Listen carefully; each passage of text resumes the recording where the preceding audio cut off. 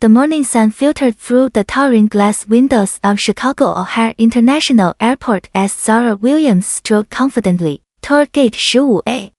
Her Armani suit was perfectly pressed, her briefcase gleaming leather, and her first-class boarding pass clutched firmly in her manicured hand. At 35, she commanded Phoenix Tech with an iron will and brilliant mind, but today, none of that would matter. "Excuse me, miss," a gruff was called out. Security guard Marcus Johnson stepped forward, his hand resting on his radio. His eyes narrowed as they swept over Zara's appearance. "I think you're lost.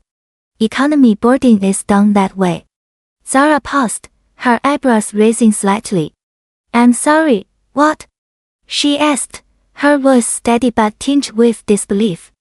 "This is first-class boarding," Marcus continued, his chest puffing out with authority. "You need to check your ticket again. People like you don't belong in this section." The words hung in the air like poison. Other passengers began to turn, whispers rippling through the waiting area. Zara felt the familiar sting of prejudice, but her voice remained calm. "Officer, I assure you my ticket is correct." She held up the boarding pass, the golden first-class designation clearly visible. Marcus barely glanced at it.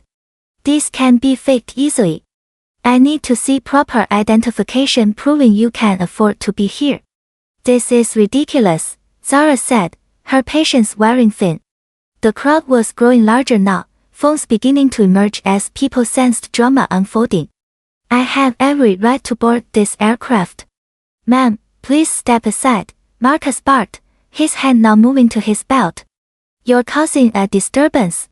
Either show me proof of purchase or I'll have you removed from the terminal entirely." Zara's phone buzzed urgently in her purse. She answered with practiced composure, even as Marcus moved closer. "Yes, David. Ms. Williams." Her assistant's voice carried clearly through the speaker. "AeroLux is waiting for your arrival. The $600 million contract signing is scheduled for 2 o'clock. Their entire board is assembled." The color drained from Marcus's face. Several passengers gasped audibly, their phones now recording everything. A businessman in a navy suit whispered loudly, "Did he just say 600 million? Zara's eyes never left Marcus as she continued the call. "David, patch me through to Robert Chan at AeroLux immediately. Tell him there's been a significant delay." "Right away, Ms. Williams. Also, the Phoenix Tech jet is standing by if needed." Marcus stumbled backward, his confidence crumbling like a house of cards. A woman near the gate entrance pulled up her phone, frantically searching. "Oh my God," she gasped, showing her screen to others. "Zara Williams. She's the CEO of Phoenix Tech. Forbes listed her as one of the most powerful women in technology." The crowd's murmur grew into shocked exclamations. Marcus reached for his radio with trembling hands, but it was far too late. 2 hours later, AeroLux headquarters buzzed with panic. The mahogany boardroom table was surrounded by executives in expensive suits, their faces pale with worry. Robert Chen, AeroLux's CEO, paced frantically behind his chair, his phone pressed to his ear. "What do you mean she's not coming?"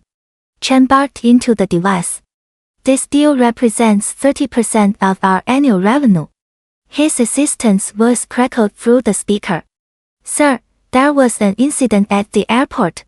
Ms. Williams was publicly humiliated by security. The video is already going viral on social media." The boardroom fell silent. Vice President Lisa Martinez leaned forward, her knuckles white as she gripped the table. "Robert, if we lose this contract, our stock will crash. Investors are already nervous about the quarterly reports."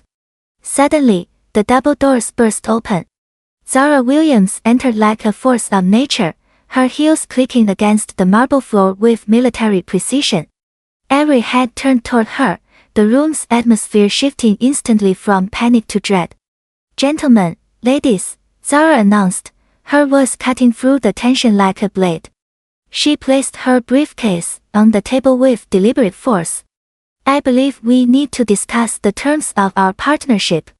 Or rather, the lack thereof. Chen stepped forward, his hands raised in a gesture of peace. Ms. Williams, please. Whatever happened at the airport, we can make this right. The contract is ready for your signature. Zara's smile was ice cold. Mr. Chen, your airline's representative made it very clear that people like me don't belong in first class. Perhaps Phoenix Tech doesn't belong in business with AeroLux either. Zara opened her briefcase with calculated precision, retrieving a thick contract bound in blue leather. The room watched in horror as she tore it cleanly in half, the sound echoing like thunder in the silent boardroom.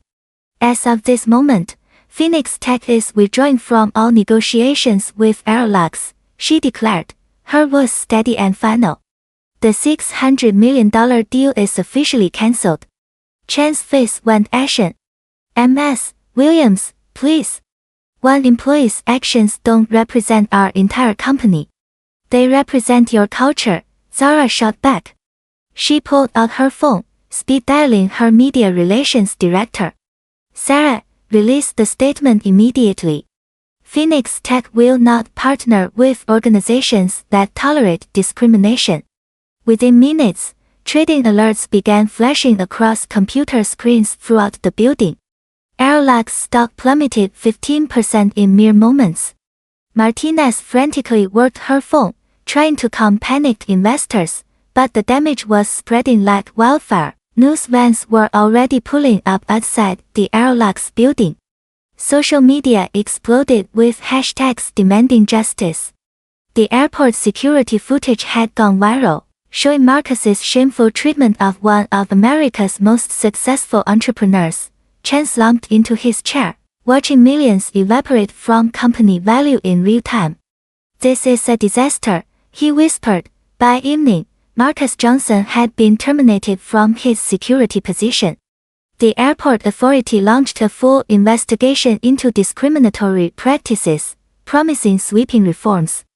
AeroLux announced mandatory bias training for all employees and a zero-tolerance policy for discrimination. Chen appeared on national television, his face edged with remorse. We failed Ms. Williams and ourselves. This incident does not represent our values, and we are committed to ensuring it never happens again. Meanwhile, Zara stood before a crowd of reporters outside Phoenix Tech headquarters. Her voice was calm but powerful as cameras rolled.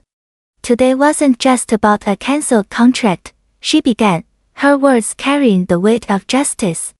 It was about dignity, respect, and the fundamental right of every person to be treated equally, regardless of their race or background. She paused, letting her words sink in.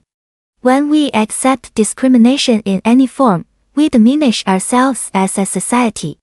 Phoenix Tech will always stand against prejudice, even when it costs us millions.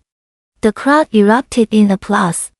Justice had been served, and a powerful message had been sent across corporate America. Change was coming, one cancelled contract at a time.